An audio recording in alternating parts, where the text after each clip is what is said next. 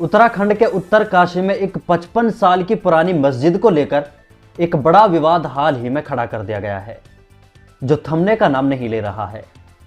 तकरीबन 2 महीने पहले 55 साल की पुरानी मस्जिद को कुछ हिंदू संगठनों ने अवैध बताया था और इसे लेकर एक हंगामा खड़ा कर दिया। यह अवैध किसी प्रशासन या हुकूमत ने घोषित नहीं किया था, यह हिंदू संगठनों ने ही घोषित किया था। हिंदुओं के मजहबी रहनुमाओं की तरफ से तरह तरह की धमकियां दी गई और यह कोई नई बात नहीं है। हिंदुस्तान के मुसलमानों के खिलाफ खुलकर नफरत फैलाई जा रही है, उनके खिलाफ खुलकर मजहबी जलसों से, धार्मिक यात्राओं के दौरान और धार्मिक कार्यक्रमों के जरिए से लोगों को मुसलमानों पर हमलों के लिए उकसाया जा रहा है। एक खास तबके के लोग मुसलमानों पर हिंदुस्तान में हमले करने से बिल्कुल भी नहीं झिझकते। मुसलमानों के घरों पर, मुसलमानों की इबादत गाहों पर हमले करना एक आम सी बात बन चुकी है। जगह जगह मुसलमानों के खिलाफ फसादात भड़काए जा रहे हैं, लेकिन हिंदुस्तानी हुकूमत और प्रशासन पर इन सब चीज़ों का कोई असर होता हुआ नजर नहीं आ रहा है। हिंदू मजहब के रहनुमाओं की तरफ से दी जाने वाली धमकियों से हुकूमत और प्रशासन पर कोई फर्क नहीं पड़ता। हालांकि कोई मुसलमान अगर कोई लफ्ज भी बोल दे, अगर कोई शेर भी पढ़ दे, तो उसे फौरन जेल में डाल दिया जाता है। हाल ही में एक बार फिर एक हिंदू संगठन के एक बड़े धार्मिक गुरु महामंडलेश्वर महाराज ने एक बड़ा बयान दिया है और कहा है कि उत्तराखंड की हुकूमत से गुजारिश है कि हिमालयाई इलाके में गैर हिंदुओं के दाखिले पर पाबंदी लगाई जाए। गैर हिंदुओं से मतलब उनका सीधा मुसलमानों को निशाना बनाना है। और इसी के साथ उसने ये भी कहा है कि इस सबके लिए 12 जनवरी 2025 तक का वक्त है।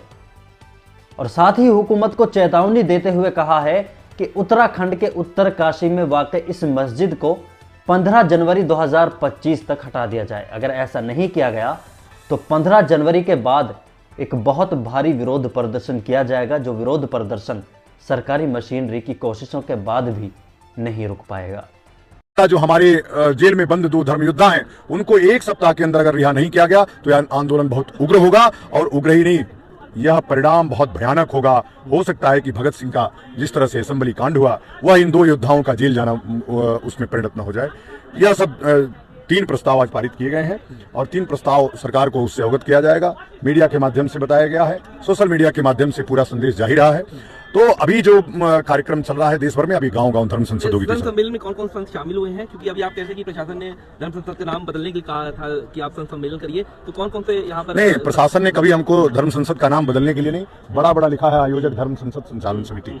ये देश प्रशासन के बाप का नहीं है और प्रशासन इस देश को, देश के धर्माचार्य इस देश को दिशा देते रहे, चलाते रहे और वही चलाएंगे। इस धर्म संसद के माध्यम से हमने एक नई दिशा देने का काम किया है। निश्चित रूप से जिनके लिए खतरे की घंटी है कि कहीं हमारी दुकान न बंद हो जाए, वो लोग इस षड्यंत्र में सम्मिलित हैं कि धर्म संत सम्मेलन फेल हो। लेकिन इस संत सम्मेलन अब तक का सबसे बड़ा संत सम्मेलन है। आपने देखा मंच पे तमाम वरिष्ठ संत महंतगण उपस्थित थे और उनके नेतृत्व में यह सभा की गई है। कल से रात से प्रशासन के लोग जिस प्रकार की प्रताड़ना दिए हैं, संतों को प्रताड़ित किए हैं कि नहीं, ये काली सेना दिल्ली प्रदेश द्वारा आयोजित हिंदू पंचायत जो नजफगढ़ के थाने के बगल में श्री राम मंदिर, पंचायती श्री राम मंदिर के प्रांगण में होना है। हिंदू पंचायत पूरे देश भर में भारत को हिंदू राष्ट्र घोषित कराने, धर्मांतरण को रोकने, लव जिहाद को रोकने, लैंड जिहाद को रोकने, थूक जिहाद को रोकने, मूत जिहाद को रोकने, अब तो जिहाद के अलग अलग तरीके हैं। इन सब से मुक्ति के लिए एक ही तरीका है, इस्लाम मुक्त भारत, जिहाद मुक्त भारत। और मैं जब इस्लाम मुक्त भारत की बात करता हूं तो मैं ये डायरेक्ट टिप्पणी मुसलमानों पे नहीं करता हूं।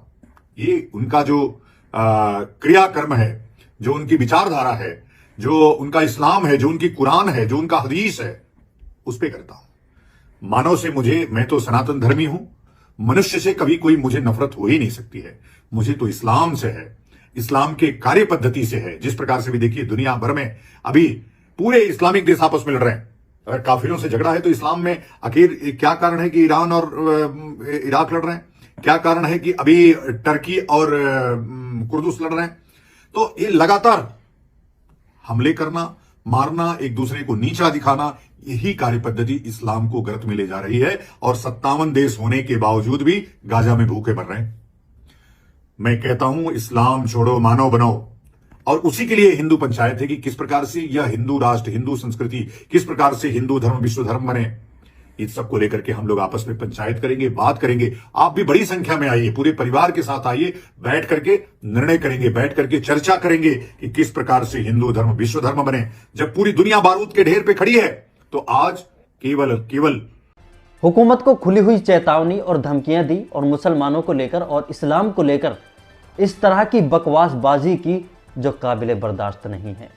हालांकि इसी तरह हर दूसरे तीसरे दिन और हर महीने इसी तरह का कोई कलेश्वर अपने बयानों में खुलकर बकवास करता है, लोगों को भड़काता है। इस तरह के हिंदू धर्म गुरु मौजूदा दौर में हिंदुस्तान के लिए फसाद की जड़ बने हुए हैं, जिन पर हुकूमत को एक्शन लेना बेहद ज़रूरी है। मस्जिद की अगर बात करें तो ये मस्जिद 55 साल पुरानी मस्जिद है जो उत्तरकाशी के बाड़ाहाट इलाके में मौजूद है। इसी मस्जिद को हिंदू संगठनों ने अवैध बताया। इसके बाद मुस्लिम समुदाय के लोगों ने मस्जिद से जुड़े हुए कुछ ज़रूरी दस्तावेज जिला प्रशासन को सौंपे। इसके बाद कुछ मामला शांत हुआ, लेकिन दोबारा हिंदू समुदाय के लोगों ने फिर विवाद खड़ा कर दिया, जिसके बाद खुद जिला प्रशासन ने एक प्रेस कॉन्फ्रेंस जारी करके ये बात साफ की कि मस्जिद किसी सरकारी ज़मीन पर नहीं बल्कि ज़ाती और निजी ज़मीन पर बनी हुई है। लेकिन हिंदू संगठन इन सब के बावजूद किसी बात को मानने को तैयार नहीं है। वो प्रशासन, हुकूमत और मुसलमानों के खिलाफ अपनी जिद पर अड़े हुए हैं। इस सब के बावजूद भी वो मस्जिद को गिराने के दर पर खड़े हुए हैं। 3 दिन पहले जब विवाद हुआ तो पुलिस प्रशासन की तरफ से किसी तरह माहौल को शांत किया गया, लेकिन हिंदू संगठनों के लोग लगातार शोर मचाते रहे, मस्जिद के खिलाफ और मुसलमानों के खिलाफ नारेबाजी करते रहे। पुलिस प्रशासन ने मुस्लिम समुदाय के लोगों से मस्जिद में नमाज ना पढ़ने की अपील की, जिसके बाद मुस्लिम समुदाय के लोगों ने मस्जिद के बजाय अपने घरों में ही नमाज अदा की, ताकि किसी तरह का कोई फसाद या हिंसा पैदा ना हो जाए। लेकिन इस सब के बावजूद भी हिंदू संगठनों के लोग पुलिस प्रशासन और हुकूमत की किसी भी बात को मानने को तैयार नहीं है। अब सोचने वाली बात यह है कि अगर ये इसके थोड़ा भी उल्टा होता तो इस वक्त क्या क्या कर दिया जाता और कितने घरों को अब तक बुलडोजर से ज़मींदोज कर दिया जाता, ये हम सब अच्छी तरह जानते हैं। लेकिन क्या हुकूमत और प्रशासन वो ताकत रखती है, वो दम रखती है कि इन फसादी लोगों को और इन संगठनों को रोक पाए और इन्हें फसाद के लिए दी जाने वाली आज़ादी पर लगाम लगा दी जाए। बहराइच मामले को गुजरे हुए अभी ज़्यादा वक्त नहीं बीता। मुसलमानों को सीधा किस तरह टॉर्चर किया गया, टारगेट किया गया, ये सब ने देखा और फसाद करने वाले यात्रियों पर कैसी कार्रवाई की गई, ये किसी से छुपा नहीं है। जिस तरह इस तरह के कार्यक्रम और यात्राओं से जगह जगह दंगे भड़काए जा रहे हैं, जगह जगह लोगों को दंगों पर उकसाया जा रहा है, जिस तरह की मुसलमानों को खुले मंचों से धमकियां दी जा रही हैं, उनके खिलाफ आम लोगों में नफरत की आग लगाई जा रही है, क्या ऐसे कार्यक्रम और ऐसी रैलियों पर और यात्राओं पर हुकूमत को पाबंदी नहीं लगा देनी चाहिए? लेकिन आखिर हुकूमत लगाएगी क्यों? क्योंकि ये सभी तो उसकी हुकूमत की चाबी है। लेकिन हम लोगों को और आम लोगों को ये ज़रूर समझना होगा कि दंगों पर भड़काने वाले लोग दंगों में शामिल नहीं होते, वो पर्दों के पीछे होते हैं और आम लोगों को दंगों की लपेट में लपेट दिया जाता है, जिनका अंजाम आम लोगों को किस तरह भुगतना पड़ता है यह हम माजी में हुए फसादात से खूब अच्छी तरह सीख सकते हैं। बाकी आखिर में इस पूरे मामले पर आपकी क्या राय है कमेंट बॉक्स में ज़रूर बताएं। वीडियो को लाइक कर दें और शेयर कर दें। अगर चैनल को सब्सक्राइब नहीं किया है तो चैनल को सब्सक्राइब ज़रूर कर दें।